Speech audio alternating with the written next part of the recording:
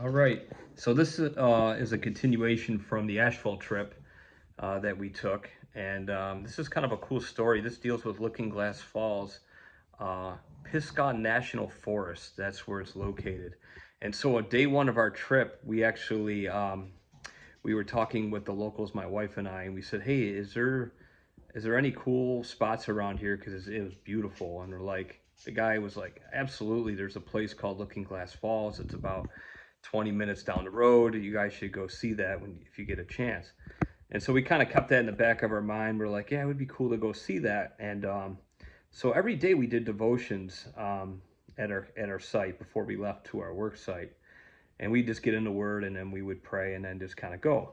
Um, so and again, we were working. Well, there was another team there, and so we would do the devotions with this team, but the team had left, and so the I went up to Pastor Andy. I said, "Hey, I think we should go to Looking Glass Falls and check that out. It'd be a pretty cool thing to go. I mean, we're so close. It'd be kind of cool as a group to go."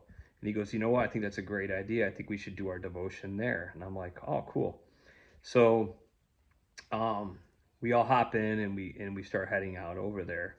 And I'm just gonna backtrack because God is so cool. Like when He wants to do something, uh, it's the little subtle things. So like a few days earlier, our group kind of got mixed up, and so again, we were praying at the house, and like as we were working in the house, we were praying that like God, like we're out here and we want to be able to minister to people, but we thought it was weird that nobody was there, and so here we are working on a house, but we want to pray with people and just talk with people and just love on them, and so uh, I think God was preparing our hearts because uh, he saw our hearts because it's funny because when he dispersed the group, we only had four guys in our group at the time. And we were like, we have so much work to do, but you know, we don't have the manpower.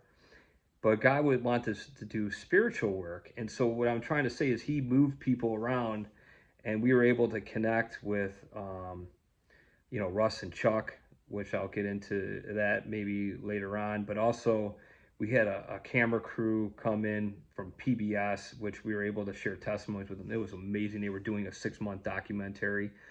But what I'm trying to say is, well, God will move pieces of the puzzle. And let me get back to the falls because this kind of ties in. Okay. So as we're doing the devotion, there's a group of us, 15, and there's other locals. They're driving up and they're just parking and they're walking. We saw this one girl and she gets out of her car and she kind of lingers around our group, and we're just in our devotion. We're talking, and she's very like interested. You can see she's kind of hanging around, and then we notice that she kind of goes back to her car, and then she comes back, and so uh, we kind of finish up and the kind of group starts dispersing, and so I go up to her and I introduce myself. I said, "Hey, how are you?" I go, "Are you a local here?" And she goes, "Hi, my name's Kim. I'm actually from Texas." And I'm like, "Really?" And she's like, "Yeah." She's like, "Actually, I'm up here at work in North Carolina, and I was actually getting ready to go to South Carolina to do one of my bucket lists. I was going to go to some cabin up there, but unfortunately, that's like in fire, up in flames right now." I'm like, "Oh man, are you kidding me? I heard this on the news and stuff." And she's like, "Yeah." She's like, "So I'm actually at a diner 20 minutes down the road," and she's like, "Is there any like cool places that I can go see?" And she's like, the locals are like, "Yeah, you can go to Looking Glass Falls." So they're like, "Okay." So she hops in the car and takes her to Looking Glass Falls. So she looks at me and she goes, "Are you guys like, are you guys like believers in Christ?" And she's like, I'm like, "Yeah, absolutely." And she's like, "I thought so." She's like, "It's amazing." She goes, I was thinking of, I wanted to like just get in your group, and I'm like, "Oh, really?" And so at the time, my wife, she grabs me and she's like, "Hey, we want to do a picture." So I said, well, it's nice meeting you. And I left with my wife. And James, he comes up. He was like actually right next to me. And he starts talking to her. And you know what? This is my point of how God moves people. And because he knew exactly this girl, uh, she was going through, she was a believer also. But listen, she was seeking the will of God. And she really wanted to know what the will of God was, and she was getting really stirred up. And as she was walking, she was talking, and then here's our group, right?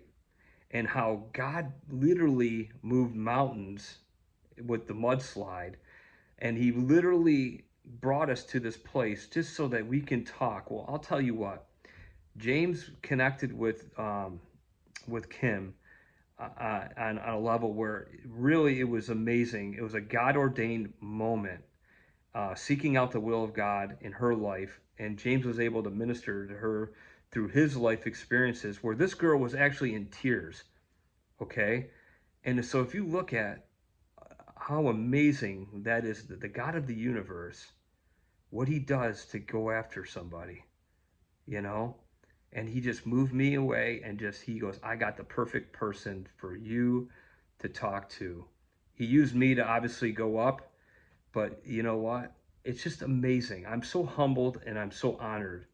And you know what, and I just believe amazing things are going to happen with Kim and her life. And who knows, maybe I'll keep you posted. We did exchange contacts. I know James, through my wife and everyone, we got her contact information. So I want you to be encouraged that there could be something in your life and you're thinking, oh, it's so big and God will never hear me. Well, let me tell you, if He can use a group from Rochester to come all the way to Asheville, and if you look at where Kim was going, and she wasn't even from Texas, she was supposed to go to South Carolina. And look, we ended up in the same place, divine appointments. It's absolutely amazing. This is about the spiritual. It's really about um, taking a look back, like taking a step back in your life, slowing things down, and watching the hand of God move in front of your face. You can literally see the hand of God move. So I'm so humbled and honored, and we had such an amazing time, and we made a new friend out of it. So I want you to be encouraged by this story, that the God of the universe, He cares for everything that you're going through. Nothing's too big for Him. He loves you, and He wants to have a relationship with you. God bless you.